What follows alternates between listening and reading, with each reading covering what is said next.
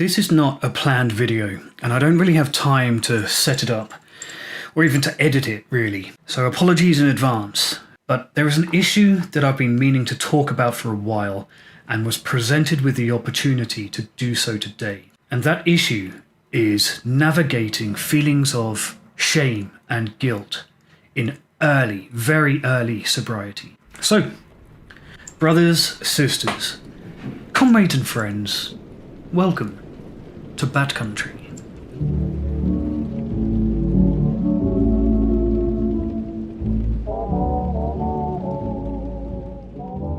So, somebody posted a comment in the reply section of my most recent video, and it was only a couple of hours ago. And from that reply, I could tell that this person was really struggling. I've become quite good, quite intuitive at recognizing where somebody is on their journey of sobriety or recovery just from the replies on my videos. I can just tell from only a couple of sentences when somebody is on the cusp of making a very, very good decision towards sobriety or making a very, very bad decision towards relapse. And I can tell when somebody is at that crossroads, and this person is.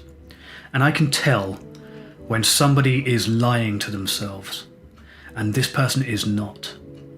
This person is standing at that crossroads and is telling the truth, perhaps for the first time. The commenter is a serviceman and has been going through a cycle of relapse, sobriety, relapse and sobriety, just like I did. But they're having a lot of trouble pushing through the initial wall of negative emotion, of shame, of self-loathing, of guilt and of embarrassment. How do we navigate that? And to quote the person who left the comment specifically, how do you deal with the guilt and the shame, the self-hatred, the self-loathing, and everything else that comes with early sobriety? And I wanted to talk about that for a long time, but I've just never got round to it. And I have an hour today before I leave, so fuck it. Let's just screw the schedule. Let's just do it right now. So when the sheer weight of the guilt and shame of alcoholism is so heavy, is too heavy to bear, how do we handle that in early sobriety? After all, when you dry out in that very first period of sobriety after the withdrawal, you suddenly have to face the knowledge that all you've done for the past decade or so is burn things down and push people away. In sobriety, you have to come to terms with the fact that you did that. And that is incredibly difficult. And at the same time, you know that another bottle would wash those feelings away. Alcoholism in that stage is still actively trying to trick you back to the bottle with offers of an easy solution. In the face of all that, how do we choose and then stick to the more difficult path? Sobriety. Big questions, and I have answers. I think if I was a normal YouTuber, I would just take one of those questions and put it in ChatGPT and then just read the response to you. And that would be my job done. And then I would, I don't know, offer you 10% off of NordVPN and advise you to try mindfulness or something. And that's all fine. That is all legitimate advice. But it's not my style. So I'm going to tell you really, truly, precisely, just a few things that I do day to day to deal with those feelings of shame and guilt and self-loathing. Very early sobriety feels shitty. It just does. In that period, alcoholism will dangle your past behavior right in front of you with one hand, and it will offer you a drink with the other in the hope that you'll take it to allow the alcoholism back in, because it doesn't want you to leave. And it's a cruel trick. It is a cruel, manipulative trick. Alcoholism deliberately makes you feel bad because it knows that then you are weak. Good. You should feel bad. You should feel bad and you should feel shitty because you did bad and shitty things. And so far, as of this moment, you haven't really begun the work of setting those things right. In the eyes of the world, the only change you've made right now is that you put down the bottle. Your focus right now is on yourself, and that's right for now. Your focus rightly is on staying sober. The rest of it can wait. Repairing the damage, it can wait. For now, you are right to be focused on yourself, on taking it one day at a time and maintaining your sobriety, buying another day of sobriety every day. But in order for you to begin repairing things and beginning to address what it is that's causing you to feel that guilt and that shame, it's completely rational to feel bad because, and I hate to be the one to say this, but for a long time, you've been kind of a prick. That's why you feel bad. It's because you were an asshole. It's reasonable to feel bad because of that. It's reasonable to be embarrassed. I hear sobriety people talk about just forget the shame, you shouldn't feel guilty, don't have regrets, man, stop living in the past, just manifest happiness, man. But this is the real world. And while all of that stuff sounds very positive and very constructive in a TikTok, out here in the real world where people are complex, it is not possible for us to flick on a switch that says self-love. Saying that you need to love yourself is true, but it's also easier said than done. And for a while, you are going to feel shame and guilt. And that's right, that is an appropriate feeling.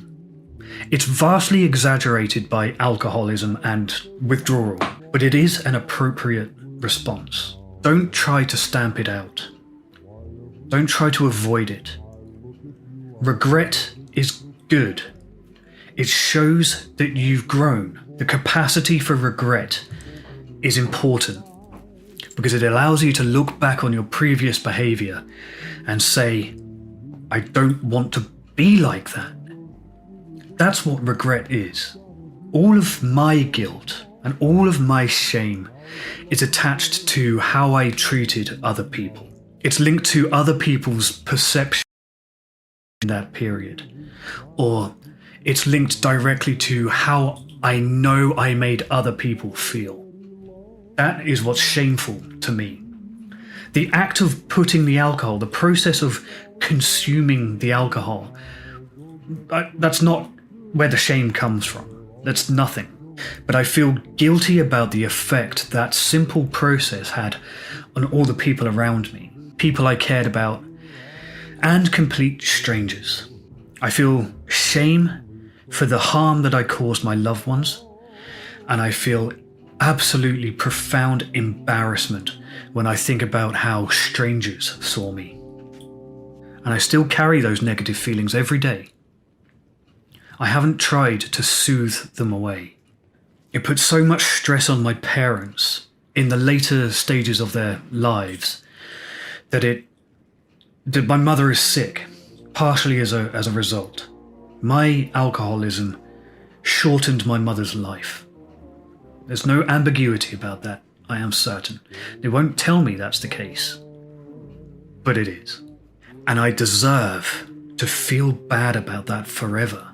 And no amount of meditation or TikTok inspiration porn is gonna mend that. And I'm okay with that. I was horrible, and I feel bad about that. And I deserve to feel bad about that. And that's not self-flagellation, and it's not emotional masochism, and it's not martyrdom, and it's not a subtle or manipulative trick to earn your consolation. It is simply true. It is true that I did a bad thing and that I feel bad about it. There are consequences of our shitty behavior, and feeling bad is a completely rational response. And the trick is to be able to accept that and to be okay with a small part of you forever feeling bad. The damage is done, and in time, it will feel less bad. What matters is a commitment to preventing it getting worse.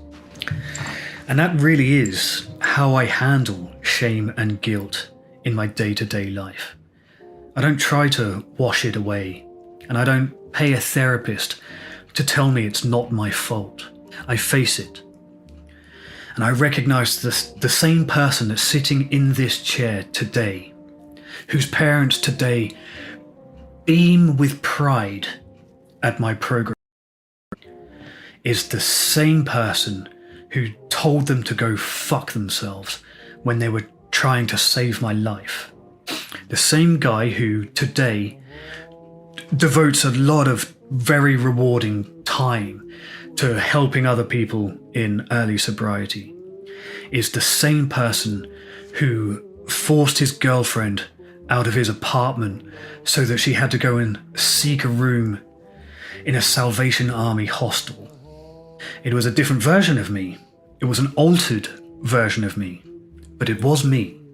And to try to pretend that I don't feel bad about it, and pretend that I can just mindfulness it away like a Jedi hand wave, is, I think, grossly disrespectful to the people that I affected.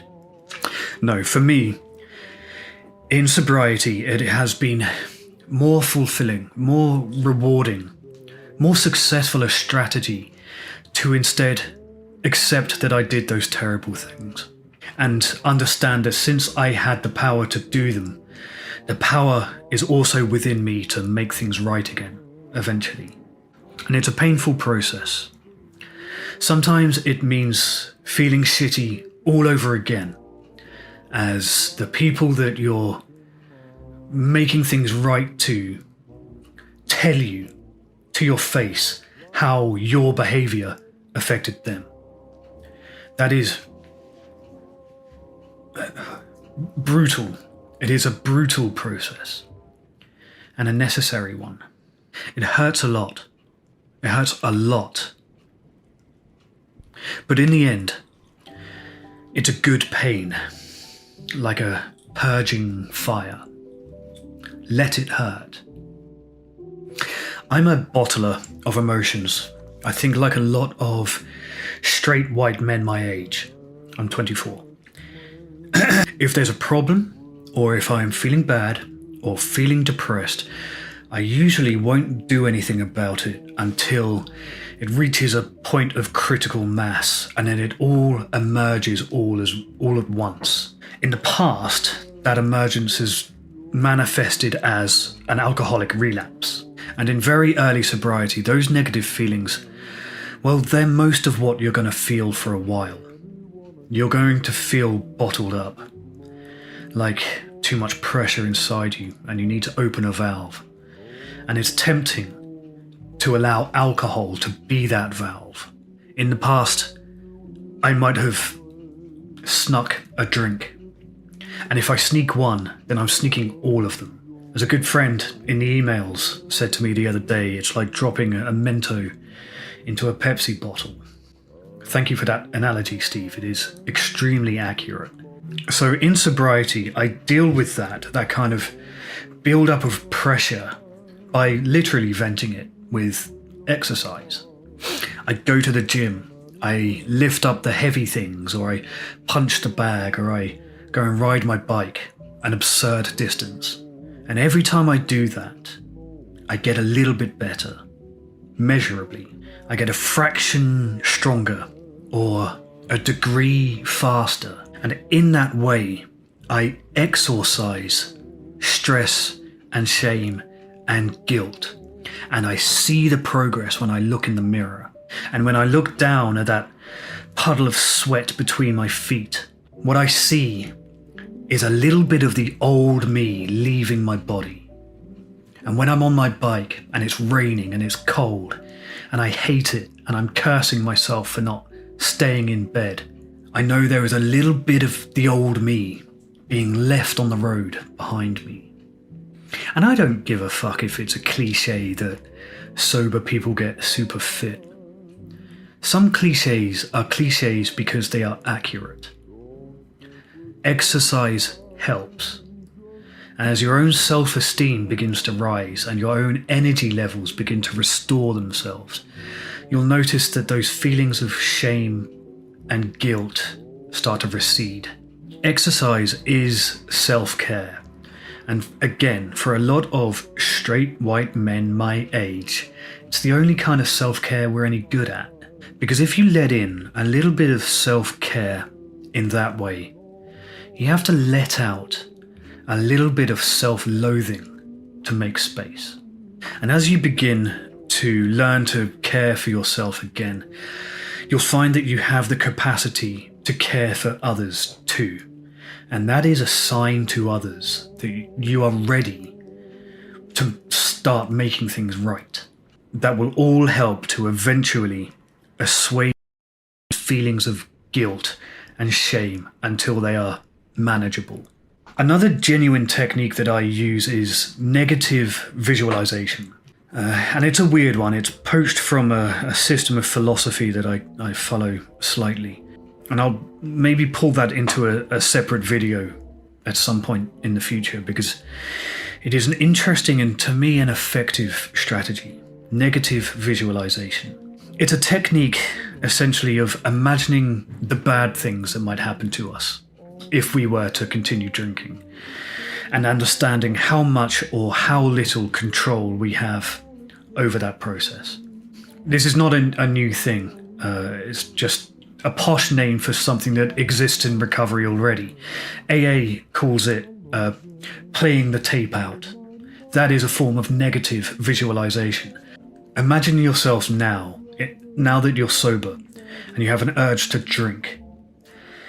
Imagine everything that you have right now. Imagine all of your problems as they currently are. Now imagine yourself having taken that drink a month from now, a week from now. Are those problems going to be better? Do you think you'll be in a better position if you drink today? Are all of your problems going to be magically solved while you're sitting, feeling sorry for yourself at the bottom of a bottle of whiskey? No. That is playing the tape out. And that is negative visualization. Just as visualization can work positively, positive visualization in which you imagine yourself overcoming some obstacle, it can also work the other way. Negative visualization can prevent you from making a bad decision, or it can allow you to be more prepared when you have an alcoholic urge. Negative visualization, in those terms, like imagining things that could go wrong in your life, it sounds like a pessimistic system. And I suppose it is in a sense. But really, it's about gratitude. Negative visualization is a process of becoming grateful for whatever it is you have right now, even if it's bad, because there is no problem that alcohol cannot make worse. It's a practice, it's a technique that you should actively practice. So 10 minutes, 5-10 minutes every few days, take the time to sit down alone and try to absorb all of the negative things that you are feeling in that moment. And then imagine how much worse it would be if you opened a bottle. Another thing to try is apologizing. Not making amends. That will come much later in your journey to long-term sobriety. I'm talking about saying sorry.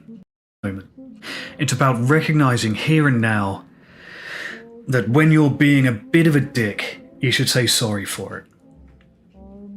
Even if you feel justified. Part of dealing with the shame and the guilt that I accrued over my years of drinking is in building my life and behaving in a way that doesn't promote more shame and guilt. That is to say, trying to be a better person. And I was a complete selfish prick when I was drinking. But getting sober didn't turn me into Mother Teresa overnight. I'm still an asshole sometimes, and I can still be grumpy and spiky and selfish. And I can still say mean things when I'm stressed or tired. Because it's the same person underneath the sobriety as it was underneath the alcoholism. It's the same person. Those two trapdoors lead to the same basement. And saying sorry on a small scale to people in your everyday life for any kind of minor infraction, even if you think your behavior was justified, especially when it's about something that doesn't really matter in the long run, saying sorry to somebody demonstrates that you have some empathy with them and that you see them as another human being. It's just really good practice. It's good practice for when you eventually actually make amends to some of the people you more seriously wronged. But mostly because it teaches humility. It teaches humility, and that is a foreign concept to us when we are in active addiction. And you'll find that also coaches in a process of forgiveness, of accepting forgiveness from other people. As much as I am a firm believer that negative feelings about your past behavior are necessary for sobriety, you should also be able to forgive yourself in time. I didn't say excuse, I said forgive. It is very possible to feel bad about a thing you did, but also to forgive yourself for it. You have to firmly entrench yourself in the idea of personal responsibility to get to that place. That despite the alcoholism being a serious illness that was affecting you, you still have some responsibility for your behavior during it. That is, I think, the position that I've got myself to, and that feels like I'm confident in that position. It allows me to feel bad, but also to forgive myself. It's important to understand that you did shitty things, but you were partially compelled to do them by a condition that is partially beyond your control. In that admission, what you're saying is, I did a thing that was bad, and although it was partially out of my control, I have a responsibility to prevent it from happening again. Then you can begin to forgive yourself. Not all in one go. You haven't earned a blanket of forgiveness to be thrown over you for all of your past behavior, but step by step, in increments, you can begin to forgive yourself. And once you've started to forgive yourself, the process becomes exponential. And what I mean by that, if you're in early sobriety right now, this moment, this next part is going to be hard for you to believe. But you'll just have to take my word for it and take the word of the countless of other sober people who I am sure will back me up in the comments section about this. You ready? In time, over and over and over again, you will encounter person after person who's not just willing, but is eager to forgive you. Once those people believe that your commitment to sobriety is real, people will fall over themselves to support you and to forgive you and to tell you it's going to be okay. It happened to me daily in early sobriety. It's astonishing the amount of forgiveness that people have in them, their capacity for forgiveness. I think that alone is why I am alive today. I did and said some gnarly shit, man. Some real gross stuff. I should have been dumped and rejected and ostracized and fired and cut out of the will and God knows what else. All of that, people would have been well within their rights to do all of that stuff. And the moment I showed some true willingness to change that, everybody came right back. All of them, virtually all of them, welcomed me back into their lives. And our friendships and our connections were better for it. And more than that, some of them weren't just willing to forgive, but today are actively proud of me. They saw me at my lowest, and they still have the capacity to be proud of me. I don't know, man. Weird times. Tomorrow, I fly off to go and live on a Mediterranean island in the sun and eat good food and live an exciting life and run a business. And that starts tomorrow. And 5 years ago, I was on the streets of Plymouth drinking the dregs of other people's drinks after the pubs had closed. Or I was strapped to a gurney in a German psych ward, watching insects crawl out of the pores in my skin and believing that the doctors were conspiring against me.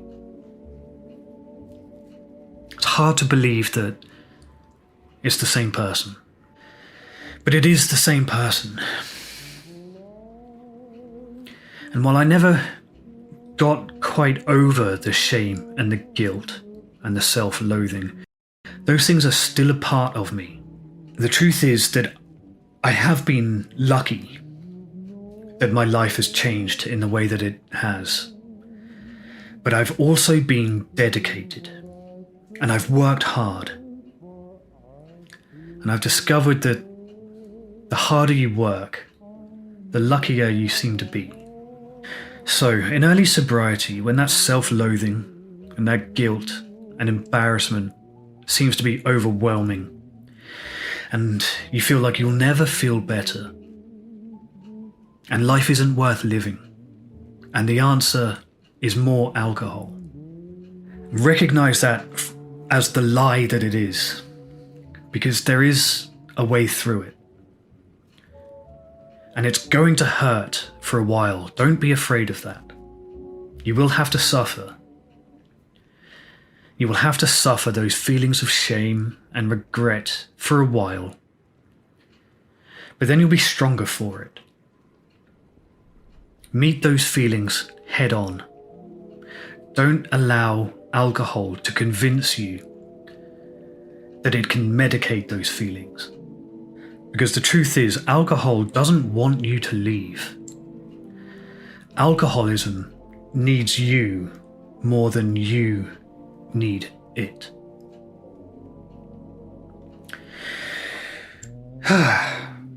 Thank you for watching, and as always, good luck out there.